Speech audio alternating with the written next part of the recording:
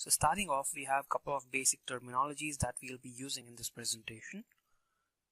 The first one we have is threat, which is basically an event or an action that has got the ability to compromise the system or to violate the security. Then we have exploit, which is basically a way to breach the security of a machine through a loophole or a vulnerability. Then we have vulnerability, which is generally defined as the existence of a loophole or a weakness in the design or the implementation that could lead to undesirable or unexpected event that would compromise the machine. Attacker, any individual who compromises the security of the machine illegitimately in order to steal the data or manipulate or to cause destruction of the data. Attack, the action that is performed by an attacker that would potentially harm the system or the information stored in it. Data theft, the action of information stealing from the victim's machine is called the data theft. So, computer security in general has got plenty of meanings, but two of the major ones would be the ones that we have given here.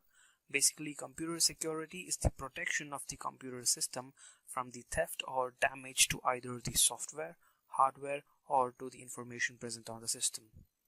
It generally involves the process of safeguarding against the intruders from gaining access to your systems or its resources for malicious purposes. So what are the different laws that would be possible because of the security attacks? The first and most common is the financial loss. It's quite common that most of the banks today or most of the bigger organizations today are having a bigger financial loss because of various different security attacks. The next would be the resource unavailability.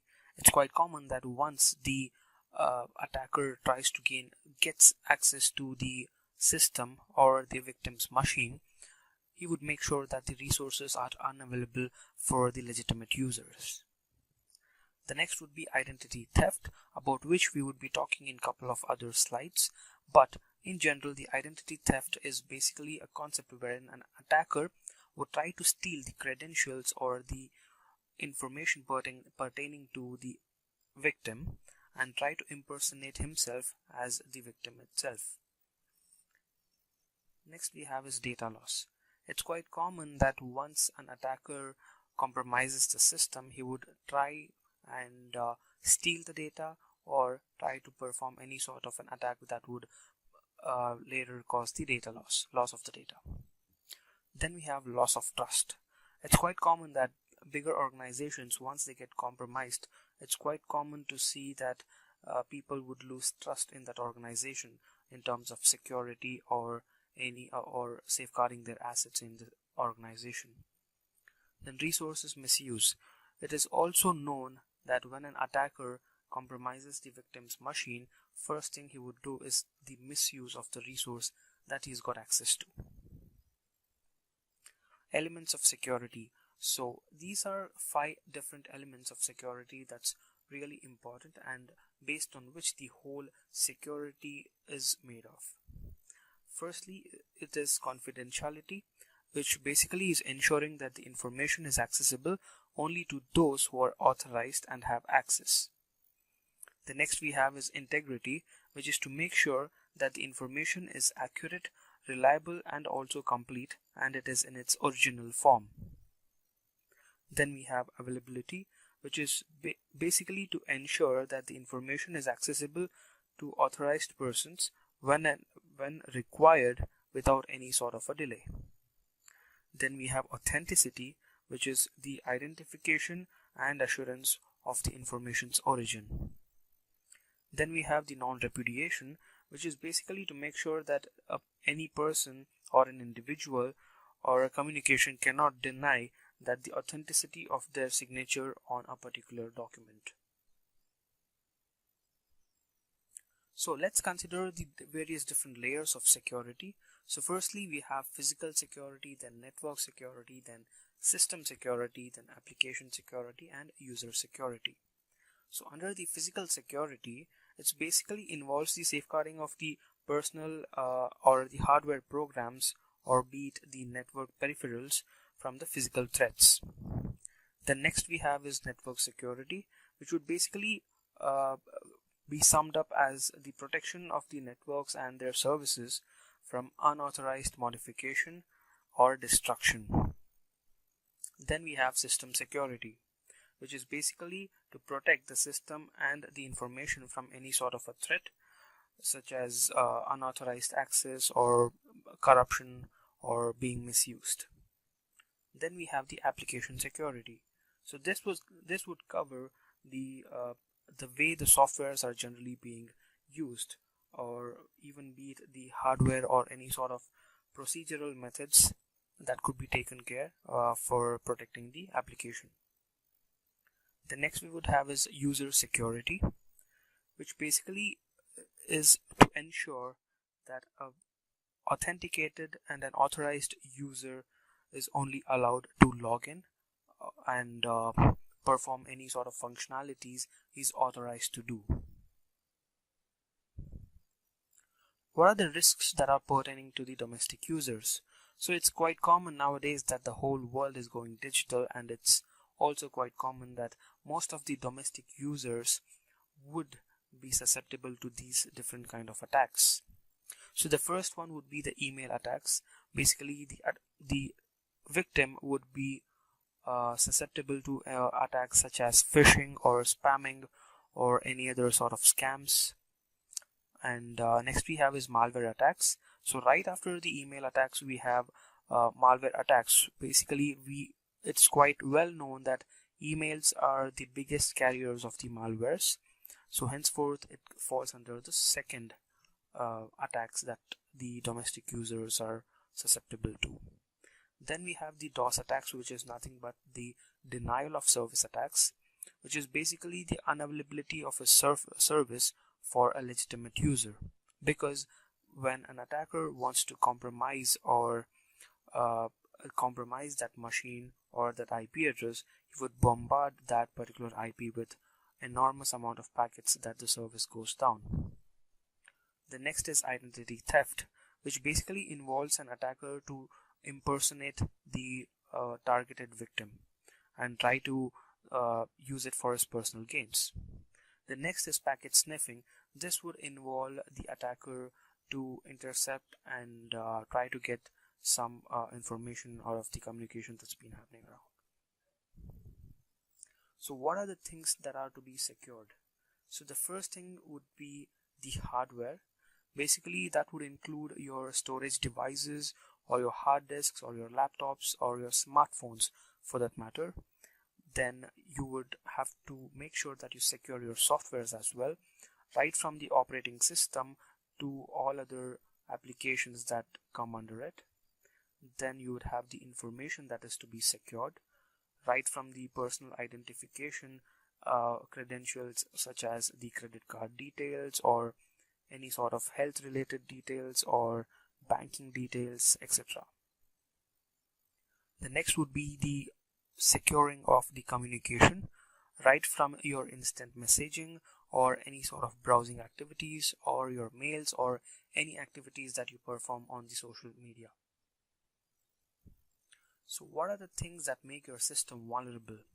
The first thing would be low security awareness, then no implementation of security systems, then default settings for applications and software, then not following the standard security guidelines, then insecure online activity. So how do you make your system secure?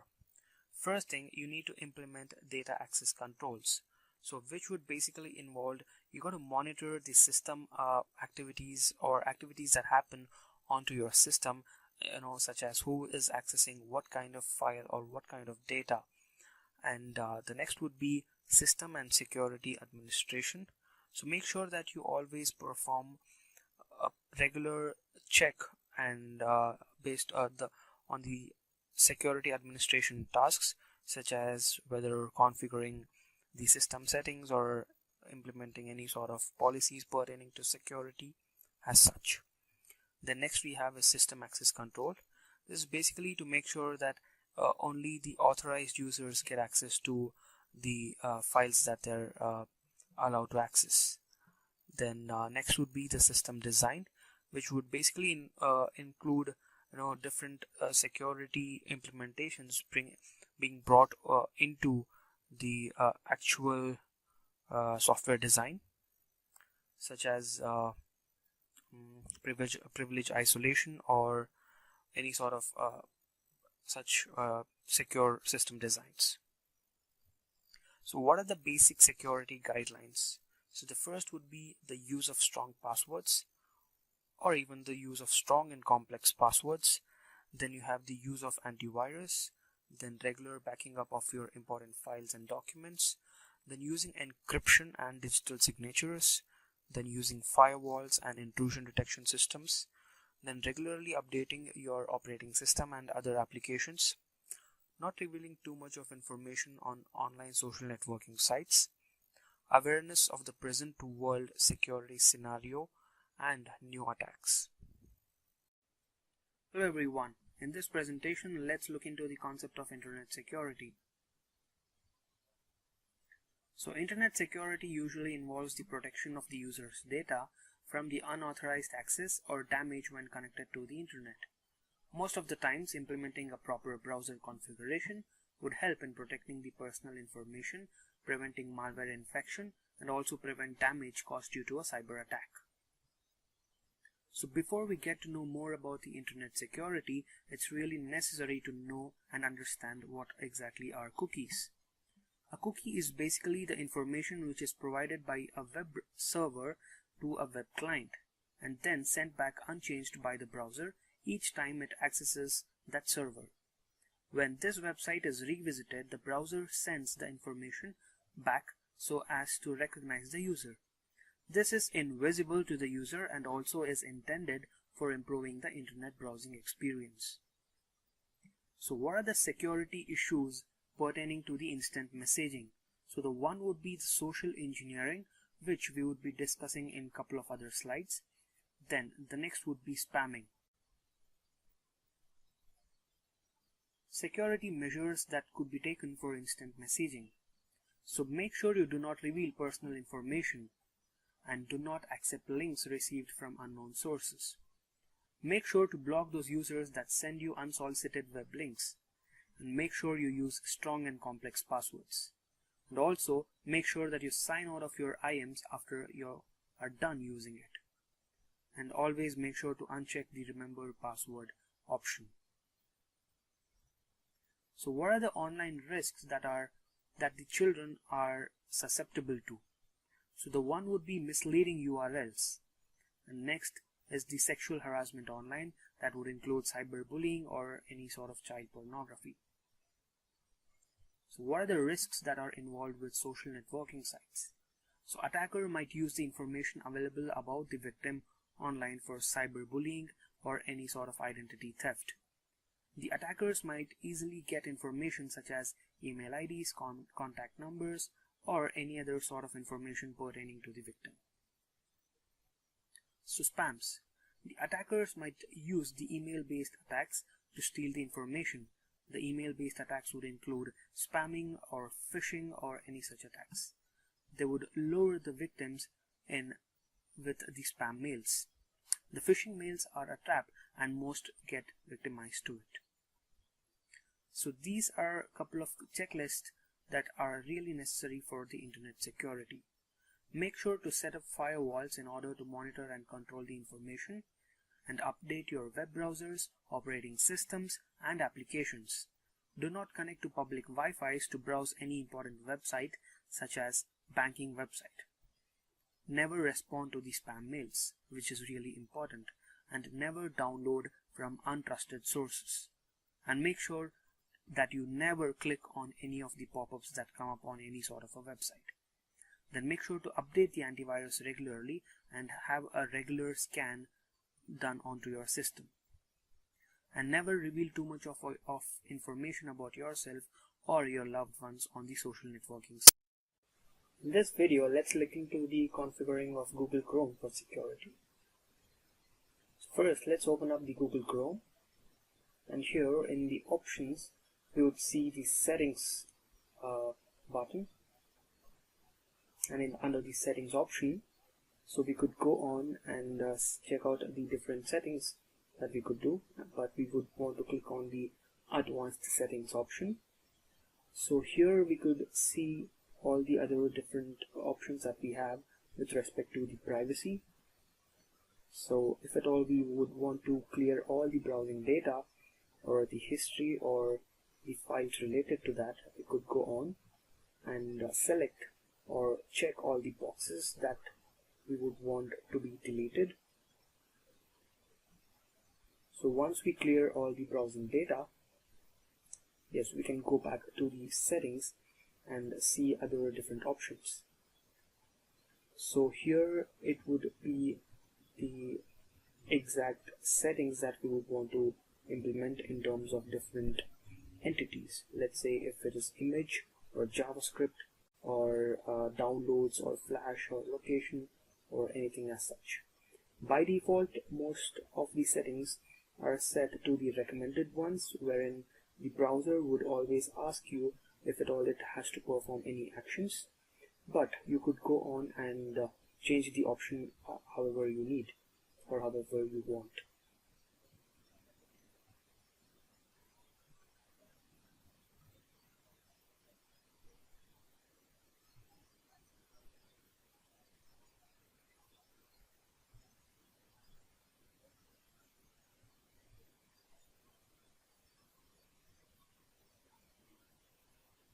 So we could make the changes as per our needs.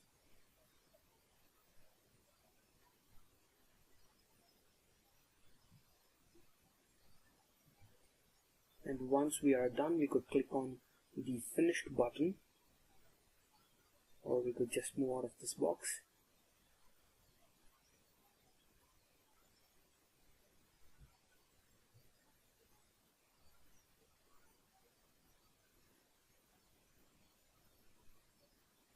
Now let's look at a couple of other different settings over here. So here now we see the HTTPS or the SSL settings, wherein we could see the different certificates that are being trusted by the browser. So whether be it the intermediate certificate authorities or the root certificate authorities, and we have a couple of trusted publishers and we have untrusted publishers. So this is one of the way, and now we could go on and check out the incognito feature in Google Chrome. So wherein we could go on and basically use the browser without being tracked in terms of the cookies or the sessions. So let's say we get into the gmail.com. Here we can see that we've already got the page loaded, but let's go on and see how if we are being tracked with respect to the history or cookies or anything as such. So when we go and check out the history, we see that there are no traces of us browsing this particular website. So this was about configuring the Google Chrome for security. In this video, let's look into configuring Mozilla Firefox security.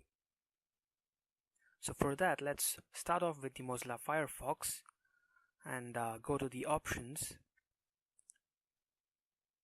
There you would see various different options, and for the starting, let's go with the privacy settings. Now if at all we could go and clear all our recent histories, but let's go ahead and clear each and every history that has ever been created on the system.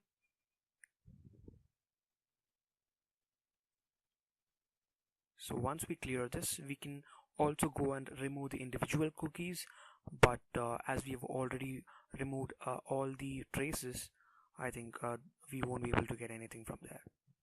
So now we would go into the security of it.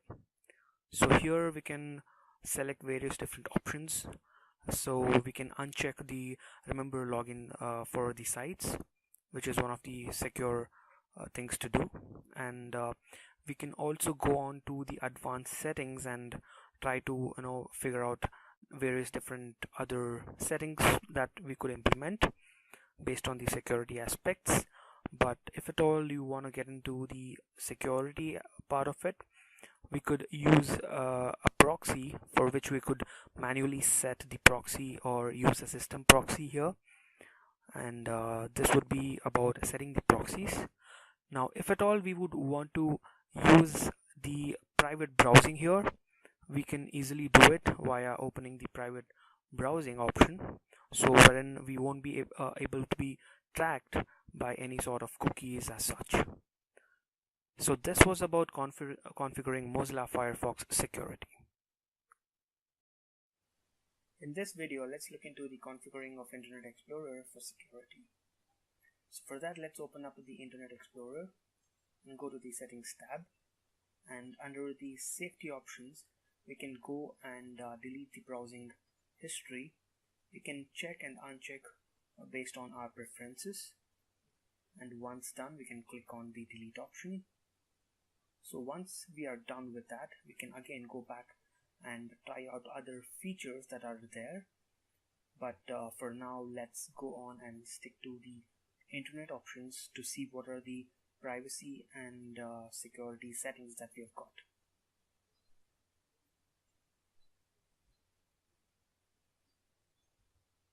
So once we click on the internet options, we could see various different tabs, but let's go to the security tab, and here we could set the security based on our preferences or our choice, so whether be it high, low or medium. And once we set it, we can click on OK and go to the privacy tab. Here we could see which are all the sites for which we could allow the tracking via the cookies, and we could also go on and use the advanced options under the privacy settings for that.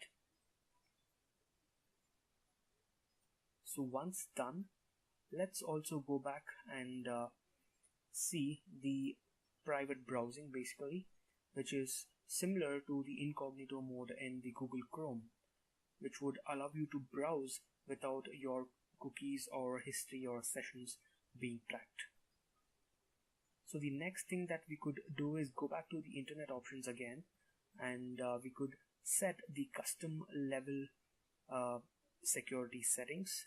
So with respect to the whether to enable or disable the JavaScript, or whether or not to allow the downloads by default, or do you want the browser to prompt if at all the file gets downloaded, and so on and so forth. So based on our preferences and choices, we can disable or enable various different options that are present here, and this could be set as the different levels of security.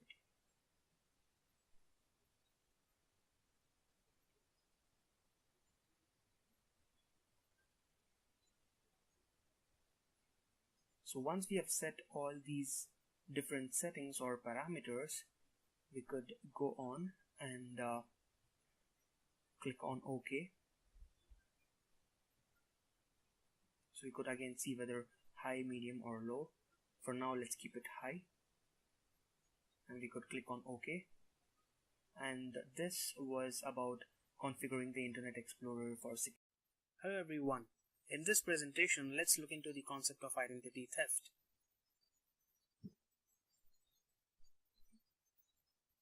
So identity theft is basically a crime wherein the attacker would obtain the information pertaining to the victim's identity, such as social security number, date of birth, the driver's license or credit card details, etc., and manipulate those information for his or her personal gains.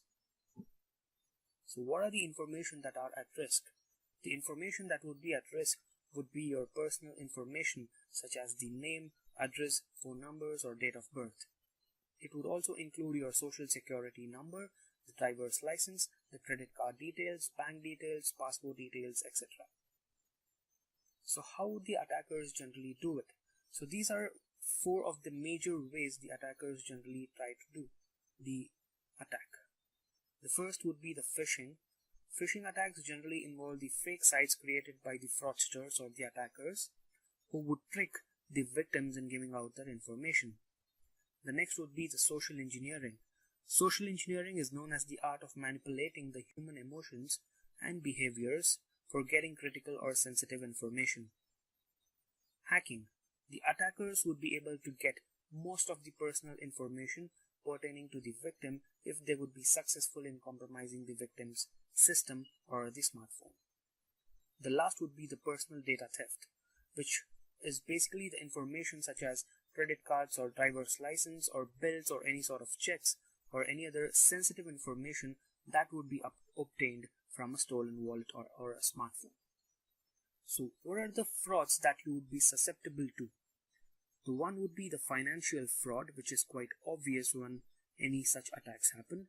The next would be any sort of credit card frauds such as card skimming or card cloning, etc. Then the next would be the frauds that are pertaining to the government documents. So next we would know more about is the social engineering. So social engineering is known as the art of manipulating people in giving out confidential information. This basically depends on the mental ability of the attacker who could perform such an attack onto the victim.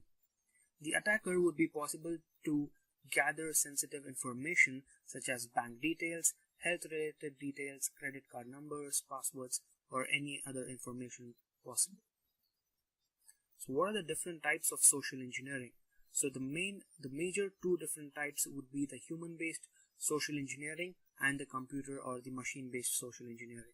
So under the human-based social engineering, again, we would have shoulder surfing, wherein an attacker would be standing somewhere nearby the victim trying to see what password or what the victim is trying to do. And the next would be the dumpster diving, which is gaining information from any sort of dumps or any sort of things that are thrown away by the victim. The next would be the eavesdropping. Basically, it is the unauthorized listening of the conversation between two or more people. The next would be the computer or machine-based software social engineering. So this would include hoax mails or the chain letters or the instant messengers, scams or the spam mails. So how do we combat the identity theft? So the first thing you got to do when you believe that you are being victimized of the identity theft would be you need to contact your bank and block your credit and debit cards. Make sure you go and report an FIR at the nearest police station. Next, freeze all your bank accounts. Notify all your creditors about the identity theft. Then make sure you change all the passwords of your systems, online accounts, and even your smartphone. So let's summarize what we just learned today. So identity theft is generally the process of misusing a victim's information for the attacker's personal gain. Make sure you have all the applications and antivirus up to date, and do not reply back to the spam mails. Use strong and complex passwords for all the accounts on the internet, and make sure to monitor your credit card transactions and statements. In this presentation, let's go on and look into the encryption. So before we know about the encryption mechanisms and the algorithms, so here are a couple of the basic terminologies that we need to know. Firstly, clear text. Clear text is also known as the plain text, which is an unencrypted readable text. Then we have the ciphertext. The encrypted text which is formed after the encryption algorithms are run over a plain text is called a ciphertext. Then you would have an encryption key. This is the key that is used to encrypt or to decrypt the data and is called the encryption key. So what exactly is the encryption? So it is the process of converting the data into a ciphertext that wouldn't be understood by any unauthorized person. So to decrypt the encrypted file, a person needs to have access to the secret key or the password that enables to decrypt it. The major use of encryption is to protect the sensitive information during the transmission and storage. So what are the key objectives of encryption? So the one would be the authentication. The origin of the message could be verified by the receiver. No other user would be able to send the message to the recipients as the legitimate sender. Next would be the data integrity. Once the message is received, the receiver can check whether the message was modified during the transmission or not. The next would be the non-repudiation, where the sender of the message under no circumstances would be able to deny that they sent the message. They did not send the message. So what are the primary uses of encryption? So the first would be protecting user credentials, then safeguarding the sensitive information, then it provides a secure channel to communicate, then it provides a higher level of trust during the file transfer, then it also assures the sender's identity. So what are the various different encryption types? We generally have three different encryption mechanisms. One is symmetric encryption, the next is asymmetric encryption, the third one would be hash function. So let's look into the symmetric encryption. So in this type of encryption, the sender and the receiver would have the same key for encryption and decryption. So as we can see in the diagram, the plain text gets encrypted using a symmetric key, and then the ciphertext, once it's formed, it could be again decrypted using the same cipher key.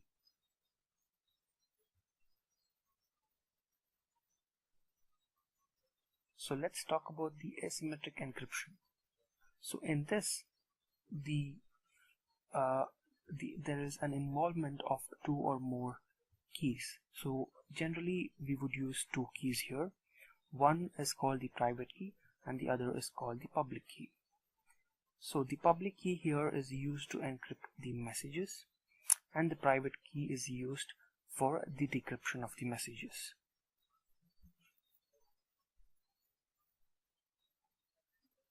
So let's talk about the hash function.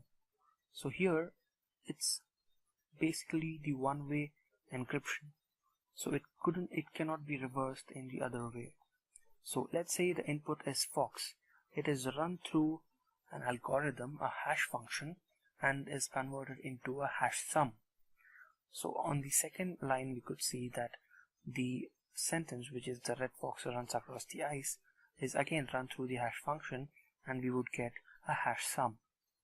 So similarly, this hash sum could not be reversed back to the actual plain text. So digital signature. So digital signatures usually implement the asymmetric encryption in order to simulate the security properties of a signature in digital, instead of using the written format. There are two keys involved in this process, a private key for signing the messages and a public key for verifying the signatures. The digital signatures are mostly used in the electronic signatures implementation. So, working of the digital signature. So, the hashing algorithm basically creates a hash value to which the sender's private key could be used for signing the message. Once the message is signed, the signed message could be sent out to the receiver, and that could be rechecked using the sender's public key. So this is how the digital signature generally works. So the summary. So encryption in general is the process of converting the data into a ciphered data. Symmetric encryption uses just a single key for both encryption and decryption. And asymmetric encryption uses two or multiple keys for encryption and decryption, known as private keys and public keys. A hashing function is a one-way encryption method where a cipher data cannot be reversed back to its actual form. A digital signature is an implementation of the asymmetric cryptography. Hello all, in this video we'll look into the sandboxing, basically running applications and opening directories in an isolated mode. So for this we would be needing a tool called as Sandboxy. So there are plenty of tools out there, but we could download Sandboxy from the website shown in this video. So it's a very simple downloading and installing kind of a procedure, and once we download it, so we could just run the .exe file, and go on with the installation process.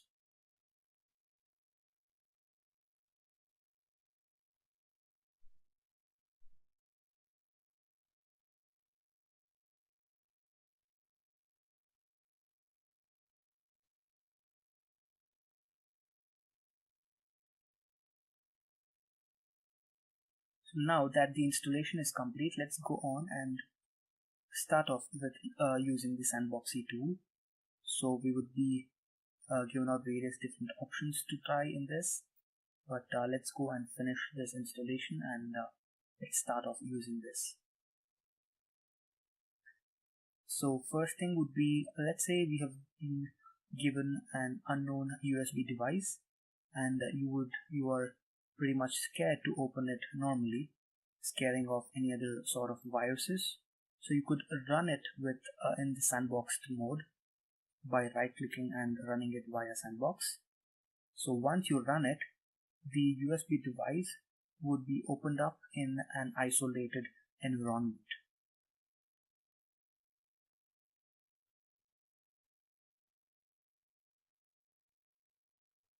So now that we can see that the yellow colored border for this particular dialog box is basically indicating that this is being run under a sandboxed mode.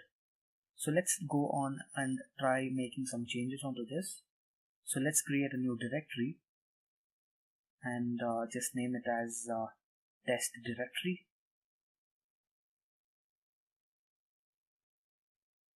So once we are done, we know that we are running this under the sandboxed mode. And let's go on and see under the normal mode if that directory is present. So that directory did not get created under the normal circumstances, which means that any changes that's been made under the sandboxed condition won't get affected in the normal actual mode of the system. So on the other hand, we could also go on and try browsing using the sandboxed mode, for which we can open up the sandboxed web browser.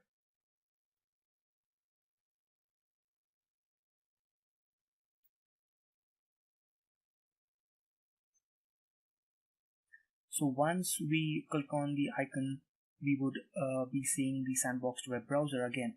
So on the borders, you could see the yellow colored bordering, which means that this is running under sandboxed mode. So you could open up any website or any file that gets downloaded would never affect the actual system.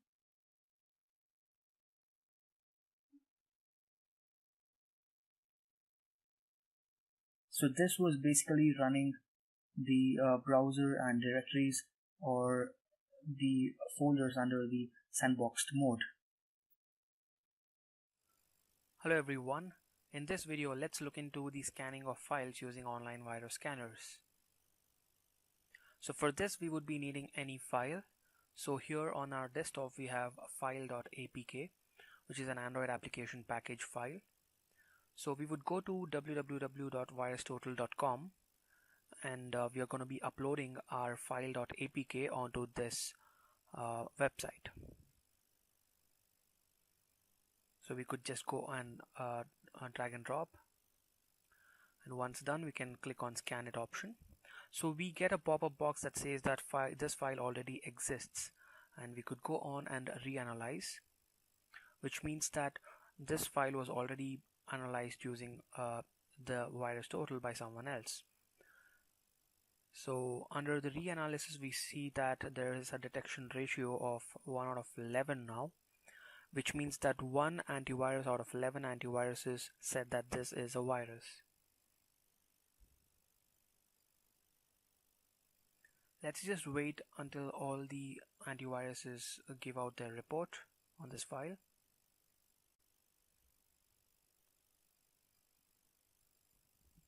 So now we can see which are all the antiviruses have said that this file is non-malicious. So the ones with the green tick say that this file is completely safe.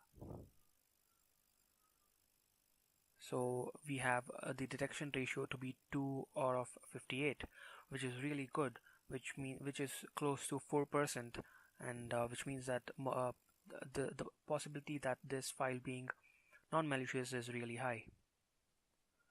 So once the analysis is done, we can go on and see, and here we could see the user ratings, whether if the users voted it as malicious or non-malicious. We can get couple of other file related details as well.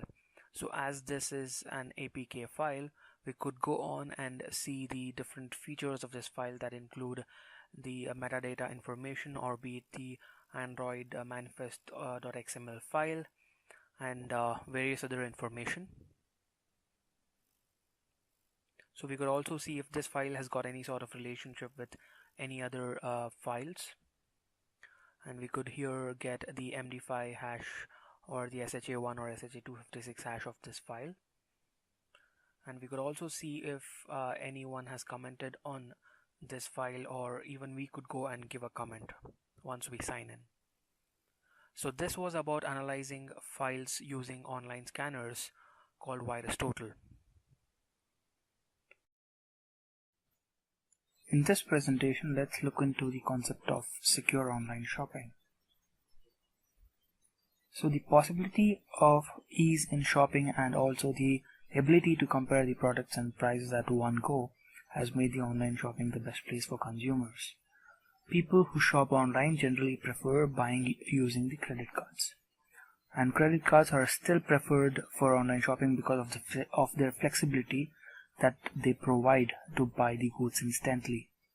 And the major reasons for online shopping would be the availability of the product and the elaborate product description with reviews and comments from various other users, and coupons on or deals available for that particular product, and then the option of quick buying. So when we consider the online banking, so it's basically the process of transacting or paying the bills over the internet. The users are generally allowed to make deposits or withdrawals and also foot the bills with a single click on the internet. So when we consider paying with the credit cards, it's still preferred as the best mechanism for online payment, and it is used vastly due to its ease of use and also for the ability it gives to pay the bills for a later date. So when you consider the credit cards, it also comes with the credit card frauds that surrounds the whole ecosystem of the credit cards itself. So considering this, there are a couple of very well-known credit card frauds, such as the credit card skimming or cloning, then the stolen card fraud, then you have the shoulder surfing, then you have the identity theft, and many other frauds. So when you consider credit card skimming or cloning, the attacker would generally clone the victim's credit card without his or her knowledge. And under the stolen credit card fraud, it would basically be that the attacker would try to take out as much as money possible out of the stolen credit cards. Then under the shoulder surfing, an attacker would try to get all the credentials pertaining to the credit cards just by standing beside or near the victim. So under the identity theft, it's basically again the attacker tries to manipulate various different documents or tries to steal the document or the identity of the victim itself. And there are plenty of other more credit card frauds when it comes to the credit card industry. So there are a couple of secure practices that could be done in terms of the credit cards. The first would be, do not share your credit card details with any other.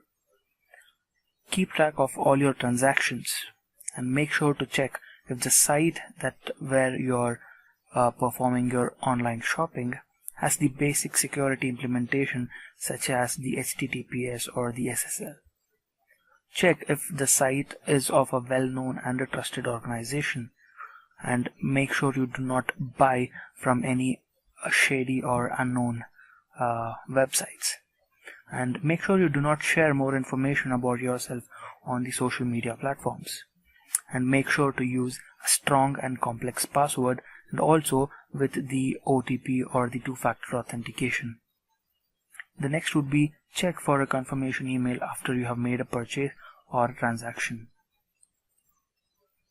So, couple of things to keep in mind for transacting securely. So you need to be using the digital cash, or also the e-wallets would be a better option for securely transacting. The possibility of getting conned with a digital cash or an e-wallet is very less. The built-in feature of the e-wallets prevent theft of the personal data. But before you transact using your mobile wallets or digital cash, make sure that you have installed these applications from a trusted source. So is your mobile wallet secure? So do gather some information about the mobile wallets application before you install them, and you make sure that you install them from a trusted application store, and make sure you implement a strong and complex password for the application. And also you got to make sure to check that the mobile wallet websites uses protocols such as HTTPS for transferring the data over the encrypted channel. So when you consider the HTTPS or the SSL, so these are a couple of its features that you need to take care about. First, the secure socket layer. The green colored HTTPS written in the URL bar shows that this site is under the HTTPS encryption. The padlock symbol shows that this site is completely secure and could be trusted. So how do you trust a website? So the websites need to have the HTTPS as a prefix in the URL.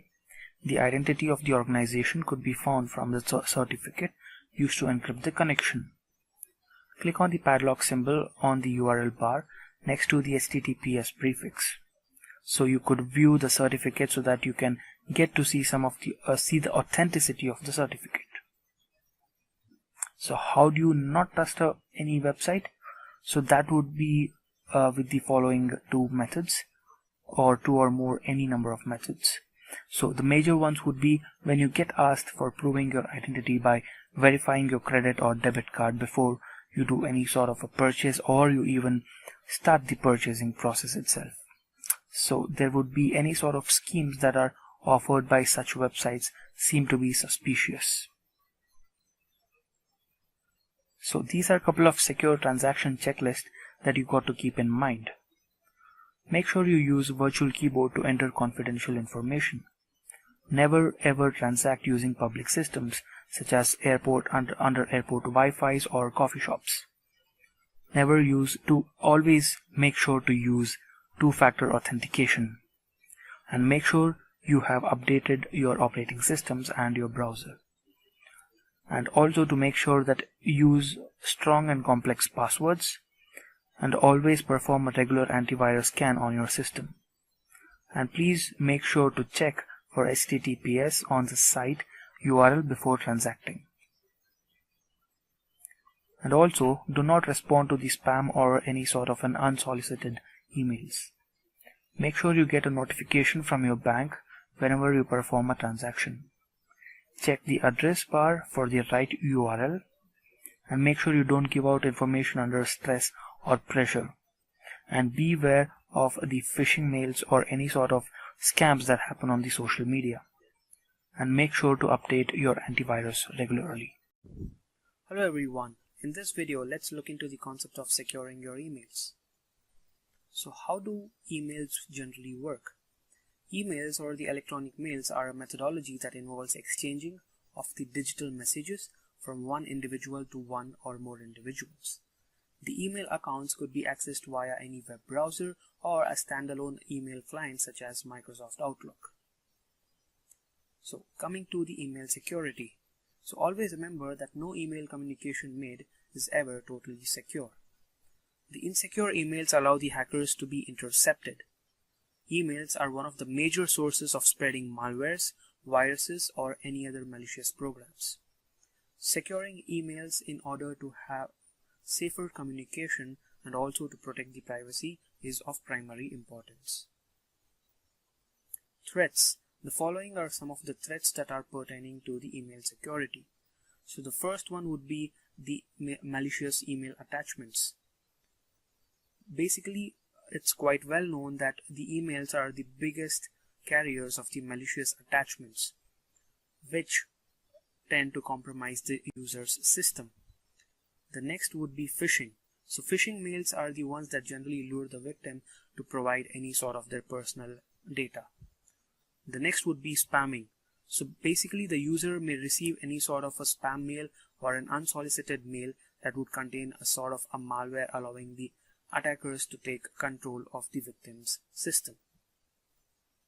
The next would be the malicious user redirection. Basically, this would involve the mails that would contain links to the websites that would host malwares. The next would be the hoax emails. Here, the user may basically receive a hoax email telling any sort of false information to the victim. So malicious attachments. So most of the times the email attachments are found to have been diagnosed with the malicious attachments. So most malicious attachments usually install the virus, trojans, spyware, worms, etc. So what are the countermeasures? Make sure you scan all the email attachments before downloading. Do not open attachments with suspicious file extensions, and never ever open the email attachments from unreliable sources. Check if the email was received from the actual source itself. Spamming. So spamming basically involves the process of sending unsolicited bulk emails, resulting in the overloading of the receiver's inbox. Spam emails generally contain malicious programs that would include viruses, trojans, worms, etc. Countermeasures. Make sure to avoid opening up the messages that are marked as spam by your mailing application, and make sure to use anti-spamming tools, and never open unknown links that are posted in the mails that you feel suspicious about, and make sure to report suspicious emails as spam.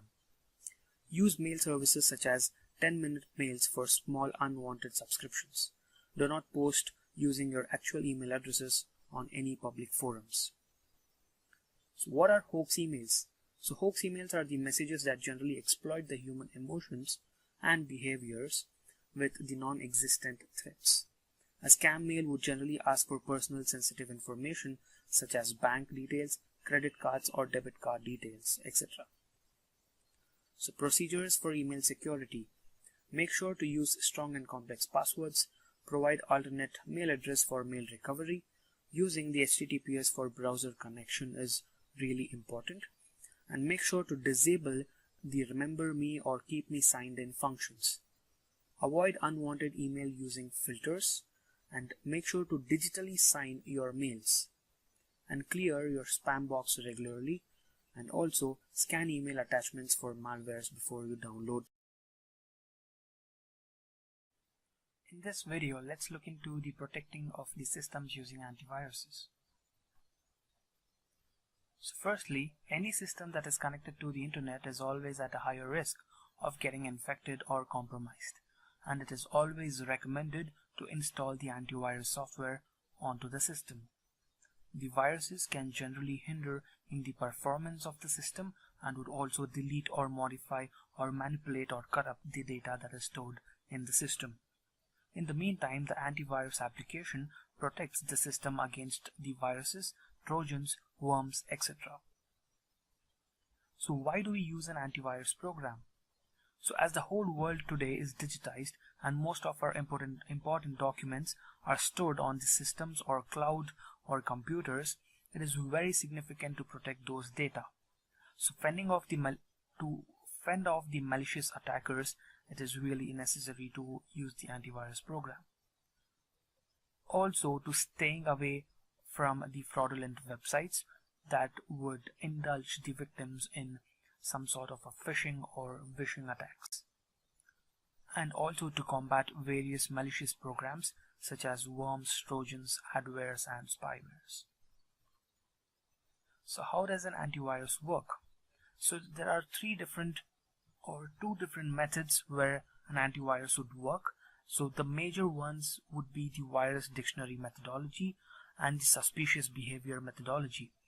And there are a couple of other methods as well of detection, whether be it in terms of using machine learning algorithms as such. So the first one would basically include that every antivirus would come in with a virus dictionary which would have the definition of each and every virus that they have ever found. So once such kind of pattern exists in the system, the virus gets detected. And another method would be the suspicious behavior methodology, wherein if the antivirus gets to know that a particular application or a program is trying to act in a suspicious way, it would consider that application or the program to be a virus. So let's see which are all some of the well-known antiviruses that were really good in terms of defending against various different viruses, worms and trojans, and a couple of other attacks as well.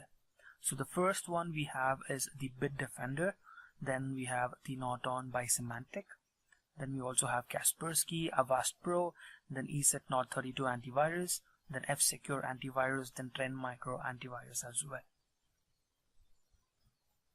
So how do we choose the best antivirus application?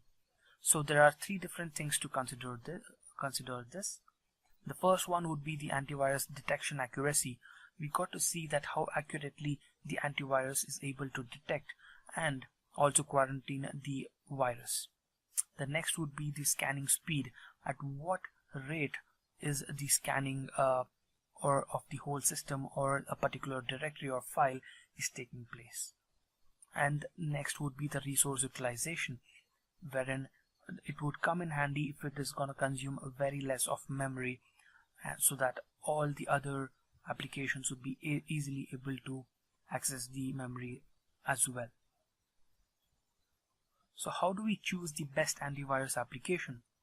So we got to consider these different factors before choosing the best antivirus application. One would be the automatic updates of the antivirus system, because every day we get to see various different lakhs or millions of viruses that are coming out in the wild, so for which it is necessary to have automatic updates for the antivirus application. The next would be the spyware detection and prevention mechanism that should come in inbuilt as part of the antivirus application itself.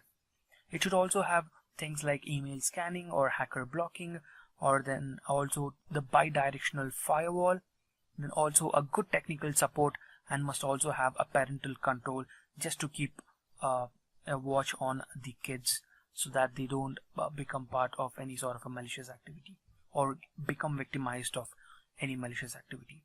And then the last but not the least is the ease of installation. So these are a couple of antivirus security checklists that are supposed to be performed by each and every one of us. The first thing would be to enable the real-time scanning in order to make sure that any sort of virus or worms or trojans do not attack at any particular point of time. Then to make sure to enable the firewalls, and always make sure to schedule the scanning.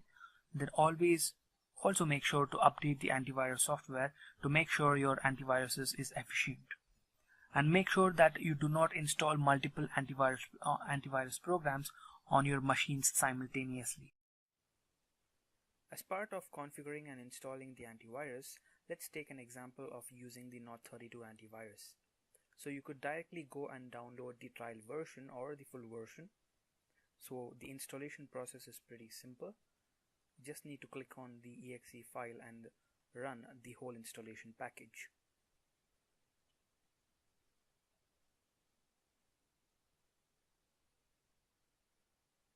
So once you click on the installation package, it would then download the whole package.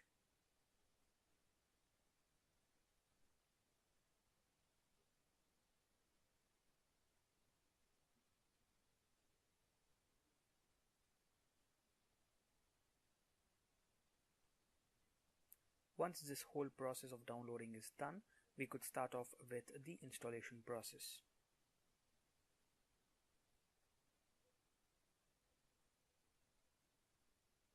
So we need to agree to the end user's license agreement. After that, we could click on the enable option here,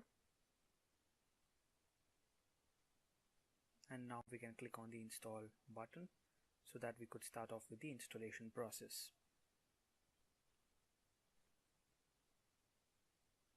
Once it calculates all the needed necessities, then it would start the installation process, and we just need to wait until it finishes.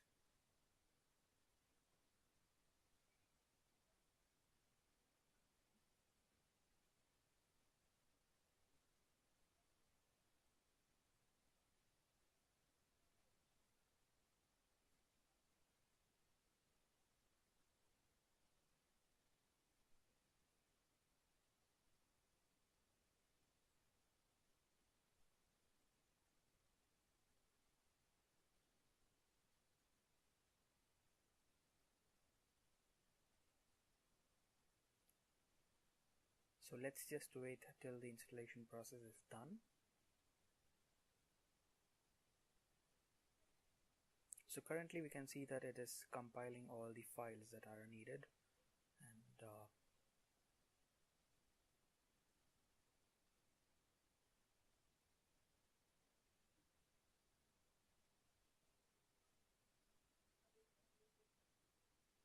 so it would ask us various different issues, but this is pertaining to the sandboxy. But yeah, so once the installation is done successfully, we could continue, and we could start using it.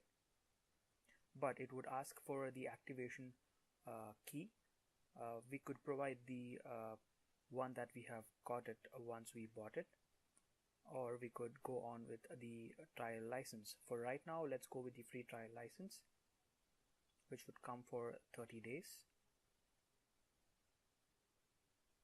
So once the verification of the license key is done, the ESET would ask us the email address and the contact details for it. And once we are done with this, we could start off with using the ESET Node 32 antivirus.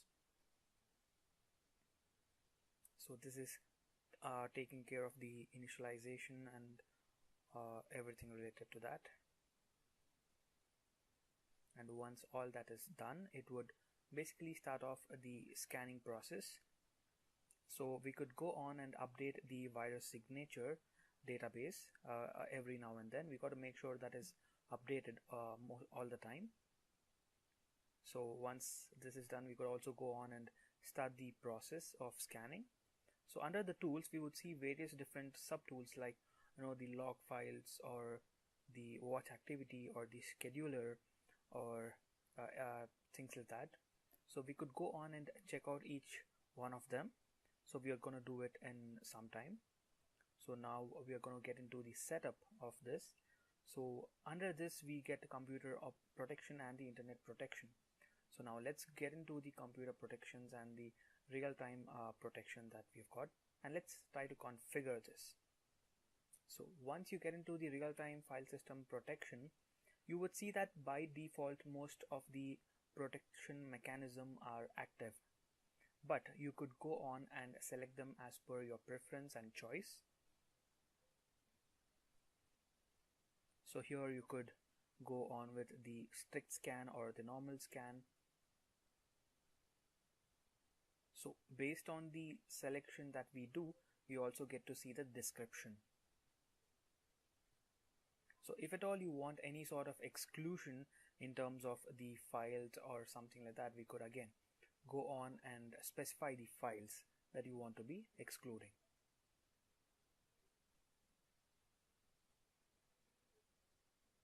So there are a couple of additional parameters as well. So you could go on and check and see if you would be actually needing it, then go on and use it, or else you could deactivate it. So these are the different settings pertaining to the on-demand computer scan. So you could go on and set up your own profile if needed for the scanning process. And you could also profile the targets.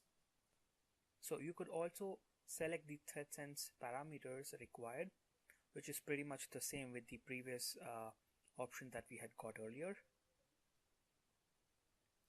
Then we have the idle state scanning. Again, the same kind of parameters are present here. We could go on and select the ones that we need, and this would now show the startup scanning. Basically, once the system starts, what are the different kinds of scan you want the antivirus to perform.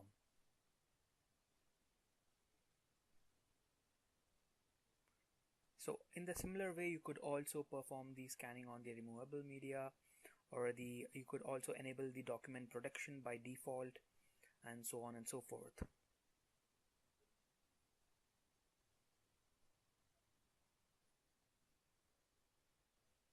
So we also have this option called as HIPS, which could be utilized here. Then again, the process of updation and all that, so you could set your profiles based on your needs. So web and email, you could set up your email client and make sure that all your setup or any sort of information you want will be available at your email. And also you get as the email client protection. So whether be it your Microsoft Outlook or anything as such.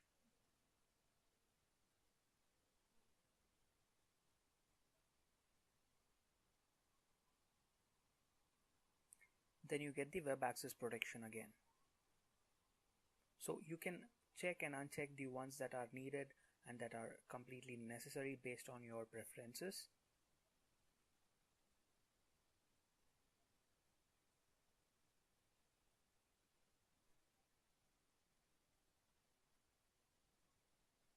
So this would be the anti-phishing protection again, if this is one thing that has to be enabled. So again, under the tools, as we had seen before, you could get to see the log files, the proxy server settings. You can also configure the proxy settings here, and also the email notifications. So once you give out your email information, it would send you the notifications if any changes happen. So you also have the gamer mode, basically, which would require applications to run on the bigger screen, as in the full screen mode, so for which you would be needing all that. So once you're done, you can click on the OK button and go on with your configured setting. So this is basically the setup, and even under the internet protection, as we had seen a couple of seconds back, so it's the same settings again here that we could use. So once done, we can click on OK and we could start the computer scan. So this was about setting up the antivirus.